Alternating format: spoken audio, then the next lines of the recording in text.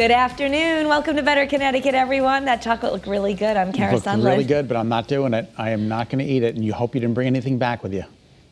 Did you? I did the day that I went, but I don't have any today, All right, so you're good. safe. We're safe. We're just safe. a little mouth watering in your head. Hey, have you been feeling like you just want to... I think this is a really good idea. And apparently 70,000 people do. 70,000 people have called this phone number. It's a scream hotline. Okay. What do you do? It's created by an educator who wanted a way for people to reduce stress. And you just call the hotline and you scream. And you can do it for as long as you want. Then you hang up. The recorded call is saved on the Scream website. According to the website, their personal numbers are not stored. And if you want to participate, act fast. The hotline will stop accepting calls on January 21st. Why? Because they got to keep it going. Well, it started the day right before the election, and apparently they're going to stop it on January 21st, which is after the inauguration. So I guess this was it might have been that, but I think that they're going to tell people they should keep it going. 70,000 people have called the Scream line. I mean, because it's way more than politics. People just need to scream sometimes. I just scream no, I haven't screamed in a long time. I just need to vent. Yeah, it's like a tea kettle. Yeah. And once it boils, so you have to let it out before then.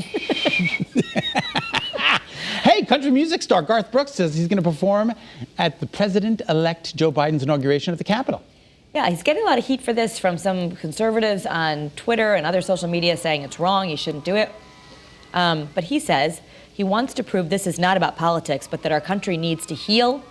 It's about unity, love, and our shared humanity. And he quoted Dr. Martin Luther King and says, we can't start living until we rise above the narrows of our own individualistic concerns. Isn't that the truth, though, right? Brooks says the incoming First Lady personally invited him, and he describes her as warm and welcoming. So there you go. There you have it.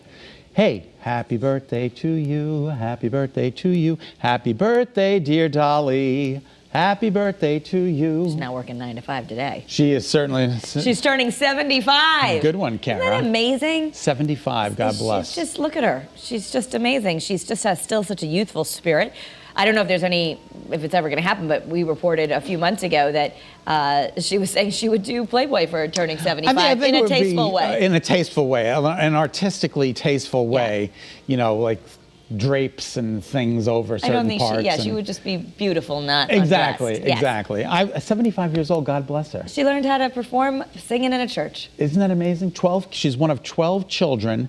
Money was always an issue. She started performing at the age of 10. Was on the Grand Ole Opry at the age of 13. Wow, she's so gifted. Jolene, Jolene, Jolene, Jolene. It's one of my favorites. Dolly, we hope you're listening. Happy birthday. Yes, Dolly, happy birthday. So if you want to know what it's like getting the COVID vaccine, you can ask Steve Martin because he has some good news, bad news about it. Really? Yeah, he said he got his shot, and that's good. And the bad news is he's 75.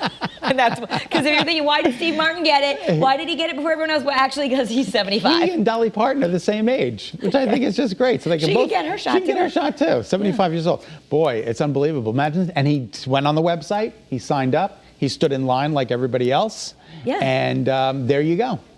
So he did it. And I think it's just great. Imagine standing in line and be like, hey, Steve Martin, nice to see you. Well, it's very inspiring. I mean, here's two people who are 75 years old. And at the prime. So another 20 years for you. And it would be in there. And thank you for the and I have to say a special happy birthday. My father would be 101 today. 101 today. Today. 91 he was. Yes, he would be 101 today. Well, and he always said retirement is a terminal illness. And he working. He was always young at heart. We'll eat Oreos today in his honor. They're going to drag me out of here. That's what they're going to do. Yeah, why not? Hanging on to the weather center. No, no. All right, Kara, this is both disgusting and disgusting. I'm not a big fan of this cereal. I'm not either, I mean, but apparently people maybe you are.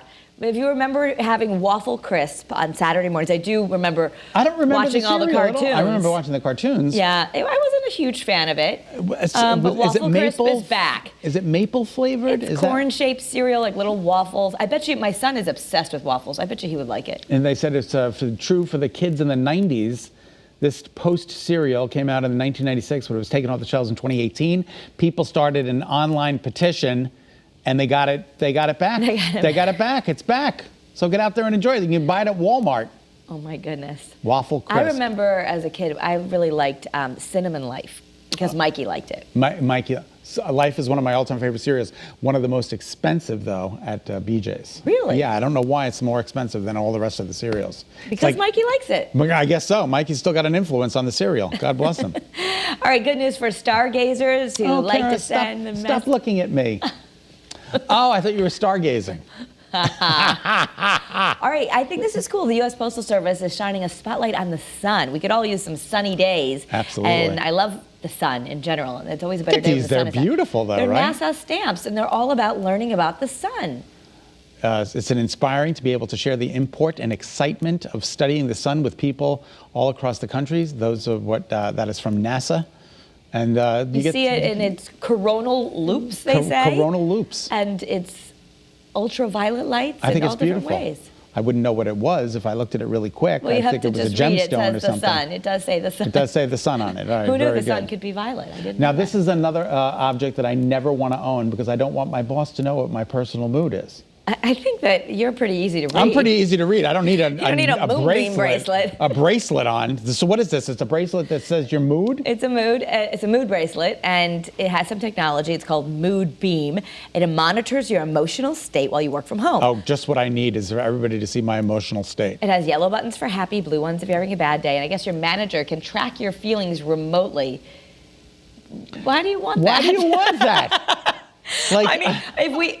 Oh, Scott's How mad about today. we just show up and we do a good job and put a smile on our face? You don't want them to You know if just you're having a bad day. Show up, you do what you're told, and then you leave. I guess that's the old way. Today they want to know that you're happy at work. So maybe these are more companies who really want to make sure you're happy. Oh my gosh, How to improve morale. Does it measure confusion and everything else that goes into a work day? Like, Especially hey, when you're wonder why working from this is home like and that. the Zoom won't Exactly, you know, work. like the technology.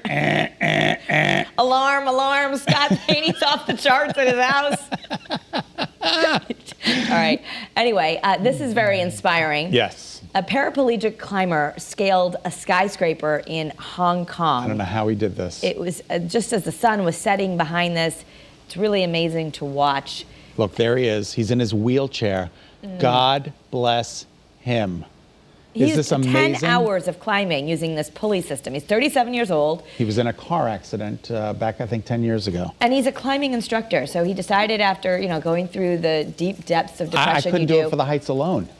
Yeah, well, he was already a climber, but he thought, how do I just still live my life and be passionate about what I loved? And so he started training to climb things with his wheelchair, and this was his way of challenging himself. Amazing. Amazing. His own, literally, his body weight plus the wheelchair, and he's hoisting himself up the side of the skyscraper.